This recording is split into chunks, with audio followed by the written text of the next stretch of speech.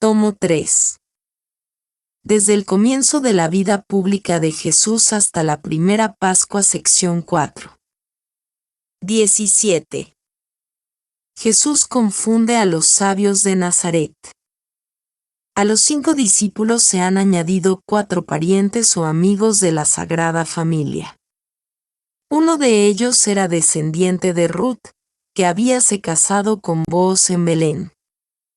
Había en Nazaret 3 jóvenes de familias ricas, conocidos de Jesús, delicados y bien educados. Los padres, que habían oído la predicación de Jesús, convencidos de su sabiduría, persuadieron a sus hijos que hicieran una tentativa con Jesús, que le ofrecieran dinero para que él los recibiese en su compañía, pudiesen oírle y aprender su ciencia. Estos padres estimaban mucho a sus hijos y pensaban que Jesús no tendría reparos en recibirlos como ayo e instructor de sus hijos. Los jóvenes acudieron hoy a la sinagoga. Por medio de los fariseos y por estos mismos jóvenes concurrió a la escuela cuanto de distinguido o sabio había en Nazaret para presenciar una prueba de la sabiduría de Jesús. Se encontraba entre ellos un letrado de la ley y un médico. Este era un hombre corpulento, de anchas espaldas y larga barba. Llevaba una faja con señales en el vestido, a la altura de los hombros. Jesús entró y lo vi bendiciendo a los niños que le traían las madres. Había entre estos algunos leprosos, que él curó. Cuando predicaba, los sabios le interrumpían, intentando envolverle en sus preguntas y cuestiones.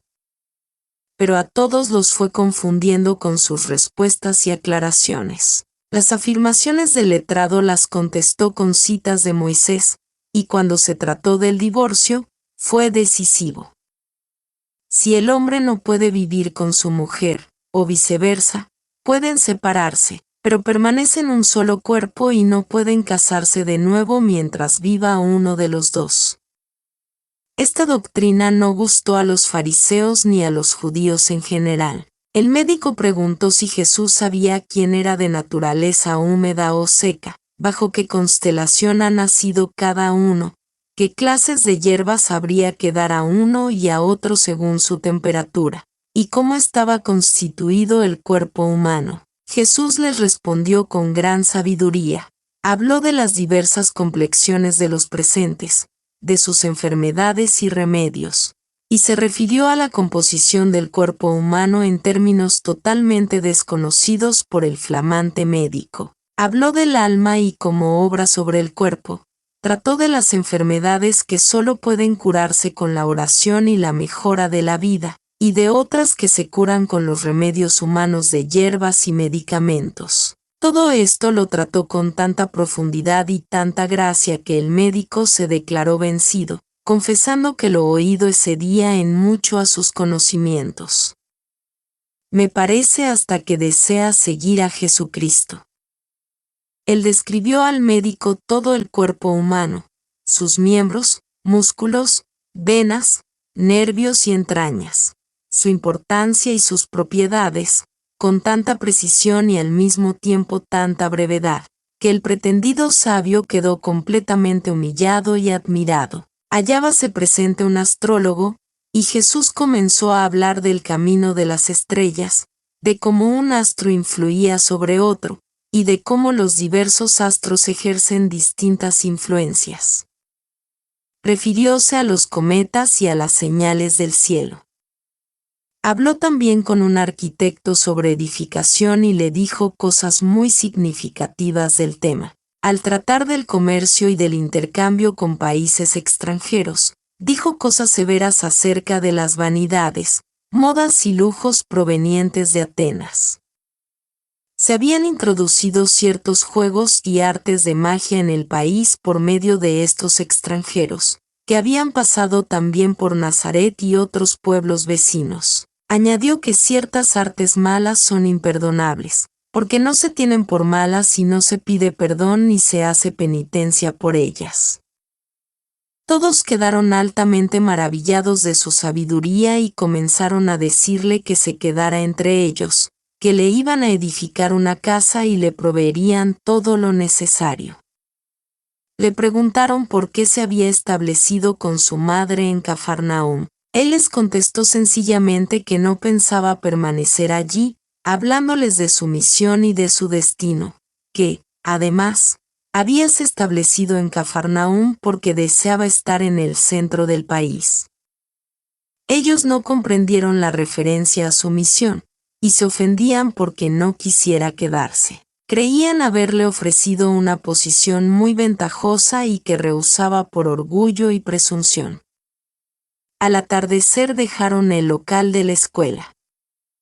Los 3 jóvenes, que eran de unos 20 años, pidieron tratar con Jesús en particular, pero él no los quiso recibir hasta que llegasen los 9 discípulos que le habían seguido. Esta negativa los entristeció. Jesús dijo que procedía así para que fuesen testigos de lo que iba a hablar con esos jóvenes. Ellos entonces, con todo comedimiento, le dijeron cuál era la voluntad de sus padres, que deseaban ser sus discípulos, que sus padres le darían dinero para los viajes, que ellos querían acompañarle y ayudarle en todas sus obras. Jesús se entristeció al tener que darles una negativa, ya por sí mismos, ya por causa de los discípulos, pues debía exponer motivos que ellos no podían comprender aún. Les dijo que quien ofrece dinero quiere sacar ganancia de ese mismo dinero, y que, en cambio, quien quisiera seguirle a él debía renunciar a toda conveniencia humana. Más aún, el que quisiera seguirle debía renunciar hasta a sus parientes y amigos. Añadió que sus discípulos no buscaban ni pretendían conveniencias de casamientos. Les dijo cosas tan serias que aquellos quedaron muy abatidos. Atinaron a decir que también los esenios en parte vivían casados. Jesús les respondió que los esenios hacían bien siguiendo sus leyes, y que, por lo demás, ellos preparaban el camino para cosas que él estaba por establecer con mayor perfección. Los despidió recomendándoles que meditasen lo que les convenía hacer. Los discípulos se asustaron por sus palabras, pareciéndoles una doctrina muy severa. No lo podían entender y decayeron de ánimo. Jesús anduvo con ellos por las afueras de Nazaret, se dirigió a casa de Eliud y durante el camino les dijo que no desmayasen ni se desalentasen, que las causas por las cuales habló así a aquellos jóvenes eran secretas, y que alguno les seguiría más tarde y otros nunca, que ellos le siguiesen sin preocuparse. Se ha suscitado un gran tumulto en Nazaret. No pueden perdonarle que no se haya querido quedar entre ellos, y dicen que todo lo que sabe lo ha aprendido yendo de un lado a otro. Añadían, es cierto que es diestro en responder y en enseñar, pero es demasiada soberbia para el pobre hijo de un carpintero. He visto regresar a sus casas a los 3 jóvenes. Los padres interpretaron muy mal las dificultades que Jesús les puso, y los jóvenes pensaban lo mismo, de modo que todo el mundo estaba allí en contra de Jesús. Con todo, los 3 jóvenes volvieron al día siguiente y prometieron a Jesús obedecerle y servirle. Jesús los despidió nuevamente y se entristeció de que no pudiesen comprender el motivo de su negativa. Luego habló con sus 9 discípulos, que le siguieron algún trecho, según les había dicho, para dirigirse luego al bautismo de Juan. Respecto de los jóvenes agregó que ellos pensaban sacar algún provecho, pero que no estaban dispuestos a dejarlo todo por amor, que los discípulos lo dejaban todo y recibirían, en cambio, mucho más. Díjoles cosas muy profundas sobre el bautismo de Juan, y les ordenó ir a Cafarnaúm, a anunciar a su madre que él se dirigía al bautismo de Juan, que hablasen con los discípulos Juan, Pedro y Andrés, para ir al bautismo y que avisasen al precursor que él también se ponía en camino para ser bautizado. 18. Una leprosería en el río Quizón. He visto a Jesús caminando de noche con Eliud en dirección del mediodía y occidente. No hacían un camino directo, porque Jesús quería ir a Chim, lugar de leprosos. Llegaron al amanecer, y he visto que Eliud quería impedir que Jesús entrase para que no contrajese impureza legal, que no lo dejarían ir al bautismo si se llegaba a conocer su proceder. Jesús le contestó que debía cumplir su misión, que quería entrar porque había allí un hombre bueno que deseaba verlo. Para llegar debían pasar el río Quizón, porque el lugar estaba en un lago que recibía las aguas del Quizón donde se purificaban los leprosos. Esa agua no volvía al río Quizón. El lugar estaba completamente aislado y nadie llegaba hasta allí. Los leprosos vivían en chozas aisladas. Fuera de la gente que les servía, nadie más vivía allí. Eliud se mantuvo lejos y esperó a Jesús, que entró en una choza aislada donde yacía un hombre enfermo en el suelo envuelto en lienzos. Jesús habló con él. Era un hombre bueno y no recuerdo por qué causa contrajo la enfermedad. Se incorporó, sumamente conmovido al ver que Jesús había querido visitarlo. Jesús le mandó que se levantase y se bañase en un recipiente que había junto a su casita.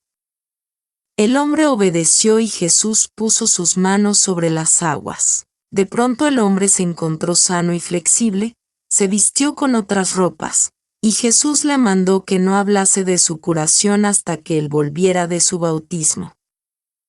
Este hombre acompañó luego a Jesús y a Eliud un trecho de camino, hasta que Jesús le mandó que regresara. Más tarde vi a Jesús y a Eliud caminando por el valle de Estrelón hacia el mediodía. A menudo hablaban entre sí, otras veces andaban aislados, como ocupados en la meditación y en la oración. El tiempo no es bueno, con frecuencia hay nieblas en estos valles y el cielo está nublado. Jesús no usa bastón, nunca lo llevó. Los demás llevaban bastón curvado al uso de los pastores. Jesús calzaba solo unas suelas, mientras otros llevaban un calzado más completo hecho de cortezas de árbol o entretejidos. Una vez, al mediodía, los vi descansando junto a una fuente, comiendo trozos de pan. 19. Jesús se transfigura delante de Eliud. De noche he vuelto a verlos caminando. He visto luego una hermosa escena. Mientras Jesús caminaba delante de Eliud, éste comenzó a maravillarse de la corrección de sus modales y de la perfección de su cuerpo. Jesús le dijo, si vieras, dentro de pocos años, este cuerpo, no hallarías en él nada de hermoso, de tal manera lo pondrán los hombres y lo maltratarán. Eliud no podía entender esto.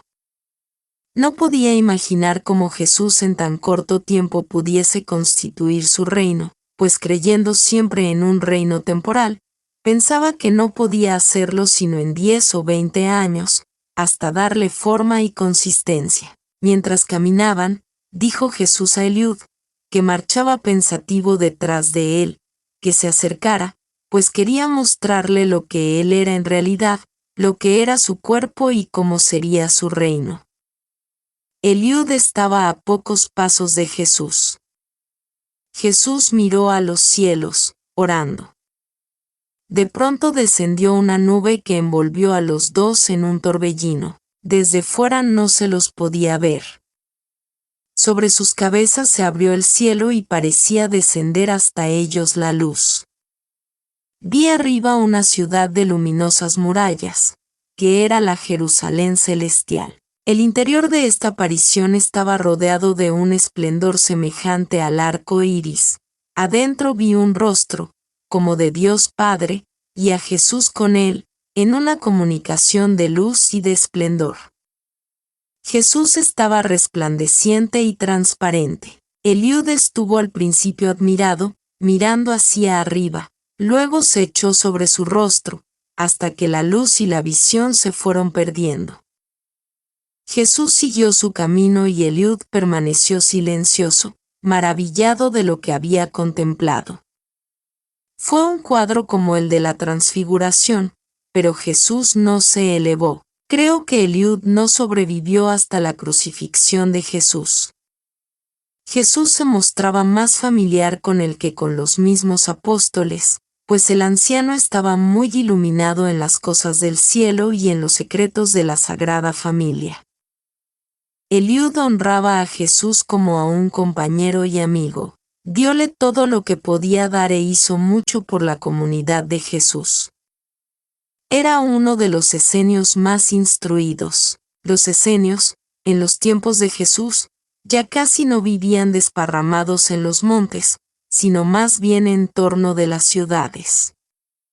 Esta aparición y transfiguración tuvo lugar de noche, cerca de las 11.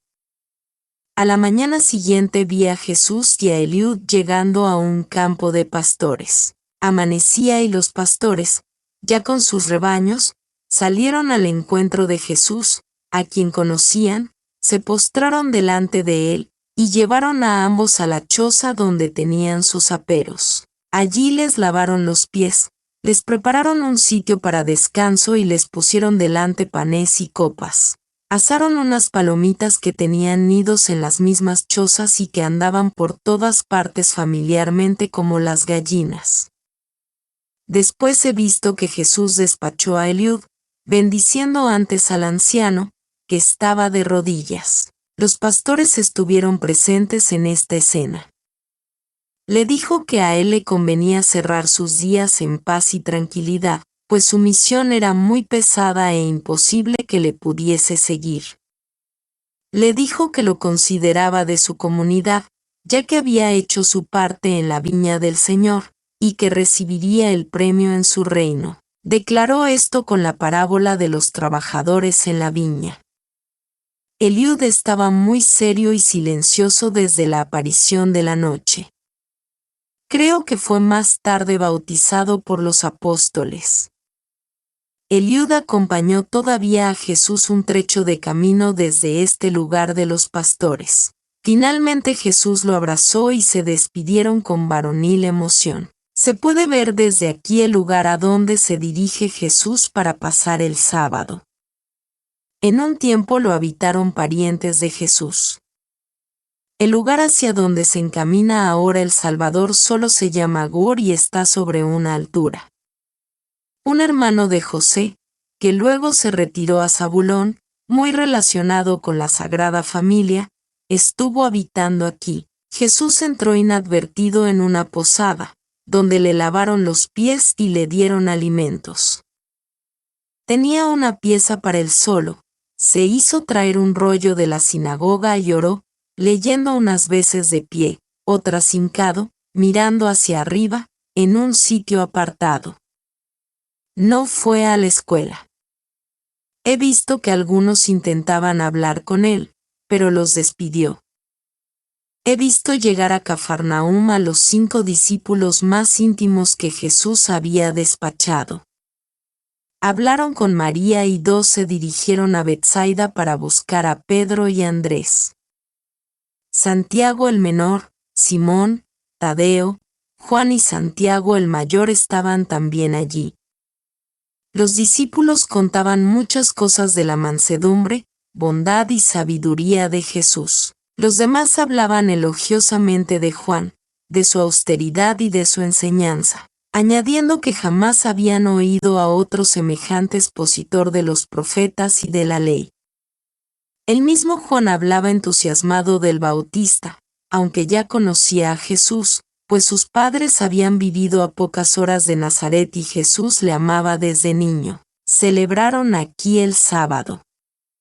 Algunos días después he visto a los 9 discípulos guiados por los antes nombrados, camino de Tiberíades, desde donde se dirigieron, a través de Hebrón y el desierto de Jericó, a donde estaba Juan Bautista.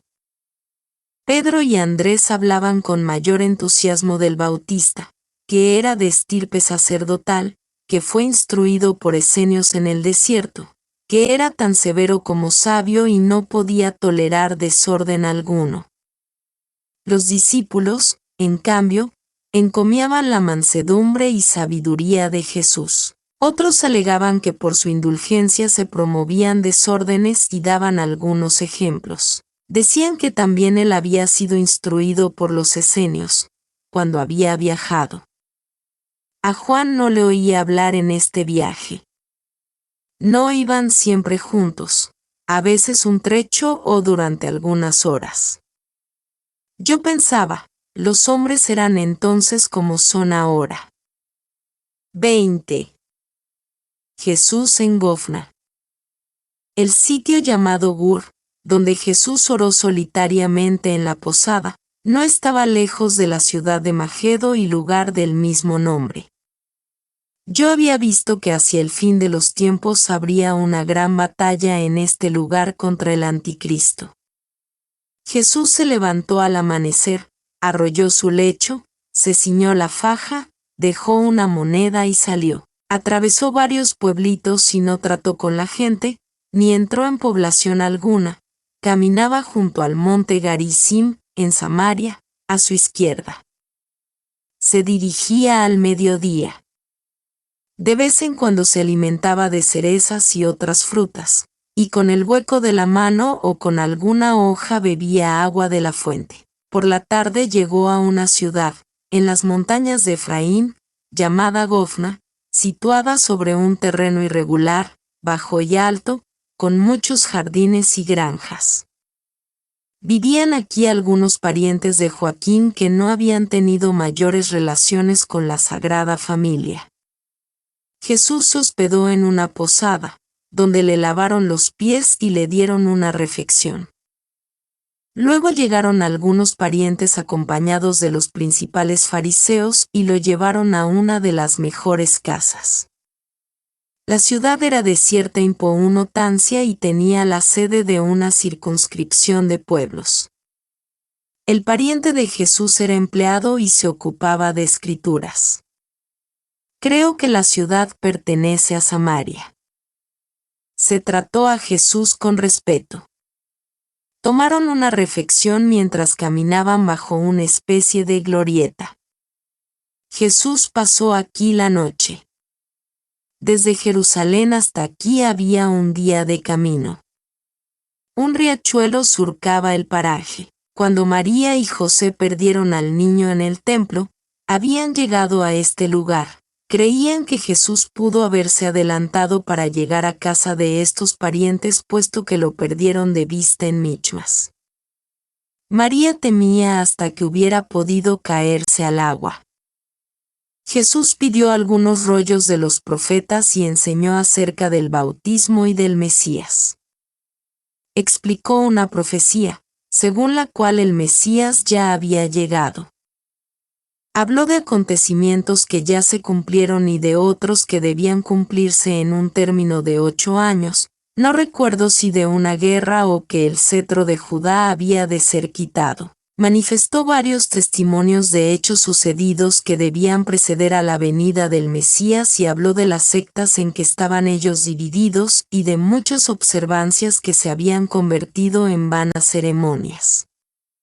Dijo que el Mesías estaría entre ellos y no lo reconocerían. Aludió a Juan y añadió más o menos lo siguiente: Él indicará al Mesías y no lo reconocerán por tal.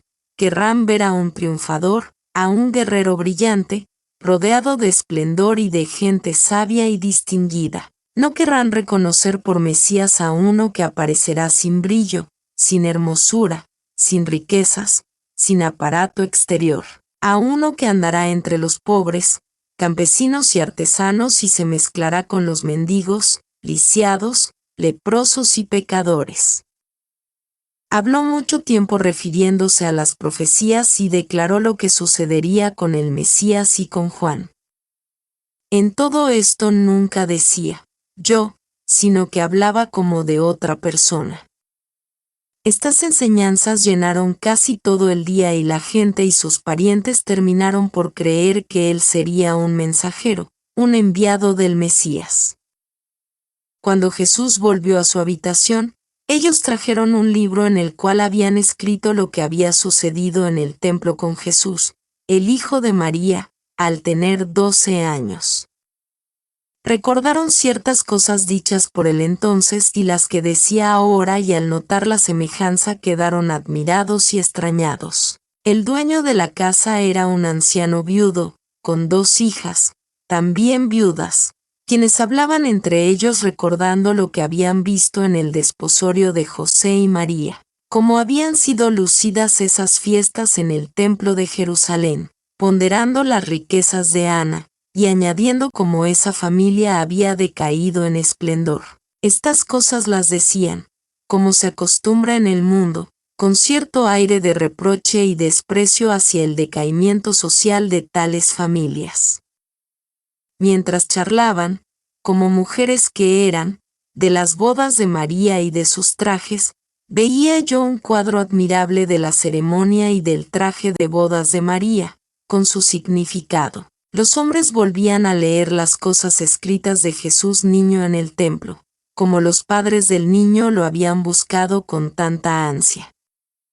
La noticia de cómo y cuándo lo encontraron en el templo se extendió fácilmente, tanto más cuanto que se trataba de personas emparentadas con ellos. Mientras estos parientes se maravillaban de la semejanza de sus enseñanzas y comenzaban a entusiasmarse, Jesús declaró que debía dejarlos, y partió, a pesar de los muchos ruegos para que se quedara más tiempo. Varios hombres lo acompañaron.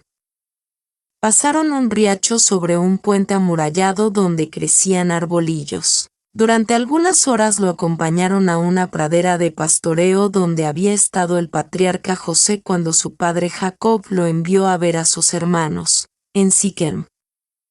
En esta comarca estuvo también mucho tiempo Jacob. Muy tarde ya, Jesús se retiró a un lugar de pastores, al otro lado del riacho, y sus acompañantes lo dejaron. Del otro lado se extiende una comarca más extensa. La sinagoga estaba de este lado. Jesús se albergó en una posada. Se habían reunido aquí 2 grupos de bautizandos que iban por el desierto al bautismo de Juan. Estos habían hablado de la venida de Jesús. Él conversó con ellos por la tarde y ellos partieron por la mañana. Lavaron los pies al Salvador, quien tomó una refección y se apartó para la oración y el descanso. 21. Jesús habla contra los vicios de Herodes.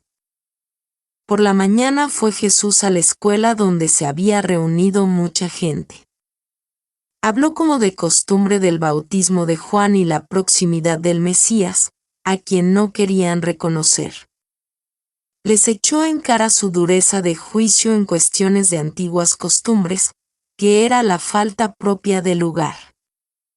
Recibieron bien la reprensión, pues eran de hábitos sencillos. Jesús se hizo llevar por el jefe de la sinagoga a donde se hallaban unos 10 enfermos. No sanó a ninguno porque había dicho a Eliud y a sus discípulos que antes de su bautismo no curaría enfermos en las cercanías de Jerusalén. Estos enfermos eran en su mayoría hidrópicos y artríticos, y había entre ellos algunas mujeres. Los exhortó a todos en general y en particular dijo, a cada uno, lo que debía hacer en lo espiritual, pues sus enfermedades eran, en su mayoría, castigo por sus desarreglos y pecados. A algunos les mandó que se purificasen para marchar al bautismo de Juan. En la posada se preparó una comida a la cual concurrieron muchos hombres del vecindario. Antes de la comida hablaron algunos de ellos de la conducta de Herodes, reprochándole el mal proceder en su casamiento prohibido y querían saber lo que Jesús pensaba de ello. Jesús condenó el mal proceder con palabras severas, pero añadió que cada uno debía juzgarse a sí mismo antes y habló severamente acerca de los pecados que atentan contra el matrimonio. Había muchos pecadores, y Jesús habló en particular a cada uno condenando sus pecados e infidelidades en el matrimonio. Declaró a muchos sus pecados ocultos en este sentido, de tal manera que quedaron impresionados y prometieron hacer penitencia. De aquí partió hacia Betania, a unas 6 millas. De nuevo lo vi andando por la montaña. Ahora reina tiempo invernal, hay neblina, el cielo está nublado y de noche caen heladas. Jesús se cubría la cabeza con un paño. Lo veo caminando hacia el oriente. He visto a María y a las santas mujeres de camino por una pradera cerca de Tiberíades, después que salieron de sus casas. Llevan en su compañía a 2 criados de los pescadores del lugar, uno va adelante y otro detrás. Ellas cargan sus equipajes que consisten en 2 sacos, uno pendiente en el pecho y otro en las espaldas, sostenidos por un bastón sobre los hombros. Entre ellas veo a Juana Chuza, María Cleofás, una de las 3 viudas y María Salomé. Se dirigen también a Betania por el camino acostumbrado de Sichar, a su derecha. Jesús en cambio dejó este lugar a su izquierda.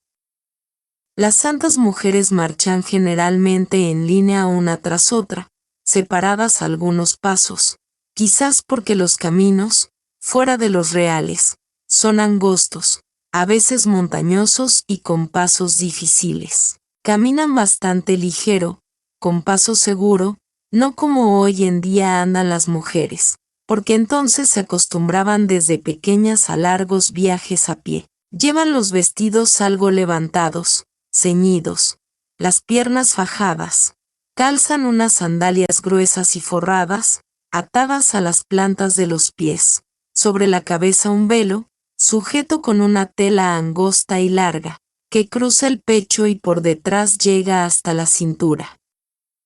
A veces llevan las manos descansando dentro de esta tela. El hombre que marcha delante remueve los impedimentos del camino, abre los cercados, quita las piedras y facilita el tránsito como asimismo el hospedaje para las viajeras. El que marcha detrás cierra los cercos y puertas y deja las cosas como antes estaban. 22. Jesús en Betania. Vi a Jesús en la montaña 6 millas de camino hacia Betania. De noche llegó a una ciudad situada a pocas horas al norte de Jerusalén. Tiene una calle larga, como de media hora de camino, que se interna en la misma montaña. Betania está a 3 horas de este lugar. Se puede ver el lugar desde la distancia, porque está en un valle. Desde la montaña se extiende hacia el noreste un desierto de 3 horas basta el desierto de Efrón. Entre ambos desiertos he visto a María con sus acompañantes acampando esta noche en un albergue. Esta montaña es la misma en la cual se refugiaron Joab y Abisai en la persecución de Abner, cuando éste les habló. El monte se llama Amma, y está al norte de Jerusalén. El sitio donde estaba Jesús tiene vista hacia el oriente y el norte. Me parece que se llama Gia y mira al desierto de Gibeón que comienza al pie y se enfrenta con el de Efrón. Es de una extensión de 3 horas de camino. Jesús llegó a la tarde y entró en una casa pidiendo algún refrigerio. Le lavaron los pies, le dieron de beber y le pusieron pequeños panes delante. Llegaron gentes y como supieron que venía de Galilea, empezaron a preguntarle acerca de las enseñanzas del maestro de Nazaret, del cual tanto se habla y del cual habla también Juan en el desierto. Preguntaron si el bautismo de Juan era bueno. Jesús enseñó, como de costumbre, los exhortó a ir al bautismo de Juan y a hacer penitencia. Refiriéndose al profeta de Nazaret y al Mesías les dijo que aparecería entre ellos, y que ellos no lo reconocerían, sino que lo perseguirían y maltratarían, que mirasen bien y considerasen que las señales ya se habían cumplido, que no aparecería con esplendor y magnificencia exterior, sino pobre y que marcharía entre los sencillos. La gente no lo reconoció, aunque lo recibieron bien, y mantenían cierto temor y reverencia en su presencia. Habían pasado por aquí algunos que iban al bautismo de Juan y hablaron de Jesús. Después de haber descansado unas 2 horas, algunas personas le acompañaron un trecho de camino. Jesús llegó a Betania durante la noche. Lázaro, que había estado días antes en su posesión en Jerusalén, cerca del monte Sión, al occidente del monte Calvario, había vuelto a Betania. Había tenido conocimiento de la próxima venida de Jesús por medio de algunos discípulos. El castillo de Betania pertenecía en realidad a Marta. Lázaro, empero, solía permanecer más tiempo aquí y se llevaba bien en compañía de su hermana. Esperaban a Jesús, con la comida ya dispuesta. Marta solía habitar los departamentos situados a un lado del edificio principal. Había huéspedes en la casa. Con Marta estaban Serafia, María de Marcos y otra mujer de Jerusalén. Había estado con María en el templo. Hubiera quedado allí de buena gana para siempre, pero por disposición de Dios tuvo que contraer matrimonio. Con Lázaro hallábanse Nicodemo, Juan Marcos, un hijo de Simeón y otro hombre de edad, Obed, un hermano o hijo de un hermano del marido de Ana, la del templo.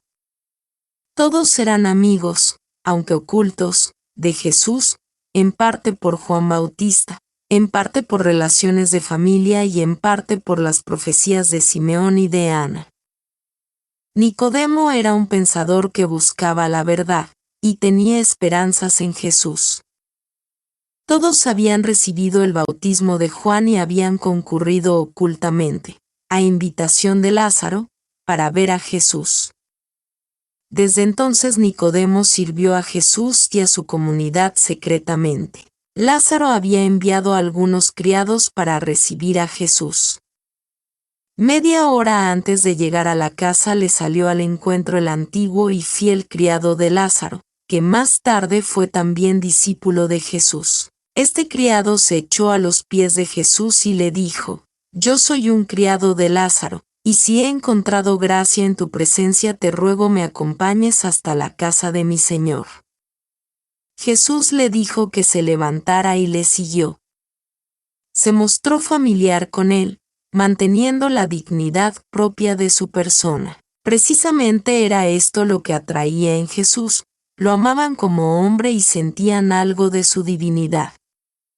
El criado llevó a Jesús a la entrada del castillo, junto a un pozo, donde estaba todo dispuesto. Lavó los pies a Jesús y le puso otras sandalias. He visto las suelas de Jesús. Eran gruesas, forradas y de color verde. Dejó aquí estas sandalias y se puso otras de cuero duro, con ataduras de cuero también, que luego llevó en sus viajes. El criado limpió los vestidos de Jesús. Cuando se hubo lavado, llegó Lázaro con sus amigos. Trajeron entonces un vaso de bebida y una refección.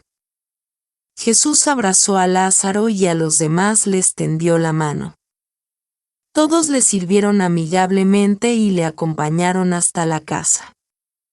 Lázaro lo acompañó antes a la habitación de Marta.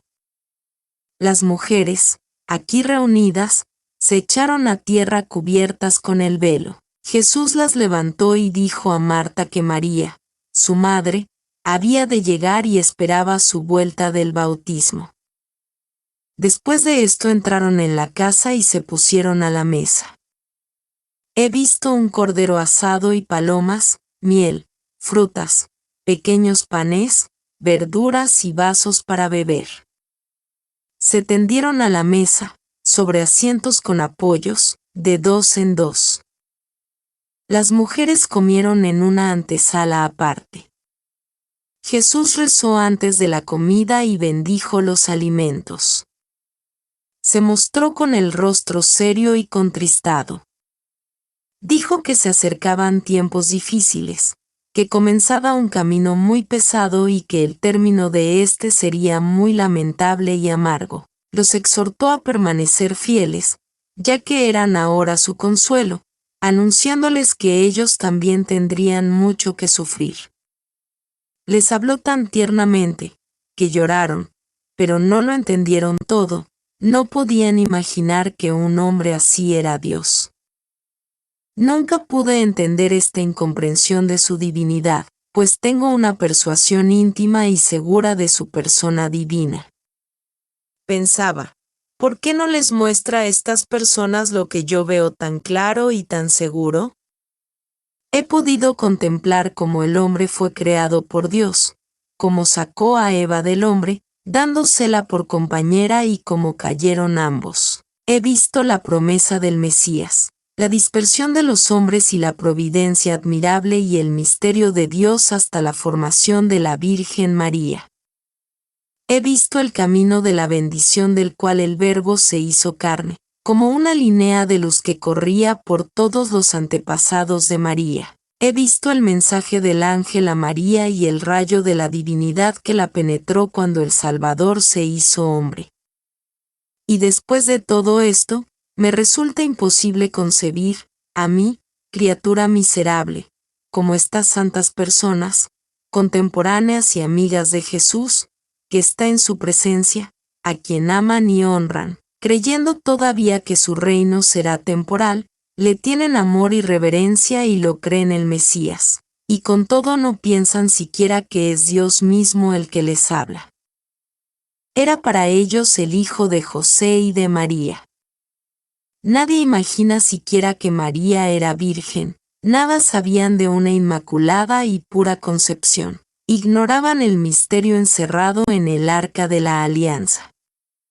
Era ya mucho, empero, y señal de elección que le amasen y reconociesen como Mesías. Los fariseos, que conocían las profecías de Simeón y de Ana en el templo cuando la presentación, y que habían oído su doctrina a los 12 años en el templo, estaban completamente endurecidos por el orgullo. Se habían interesado por conocer a la familia del niño, pero les parecía todo tan pobre y tan pequeño que lo despreciaron.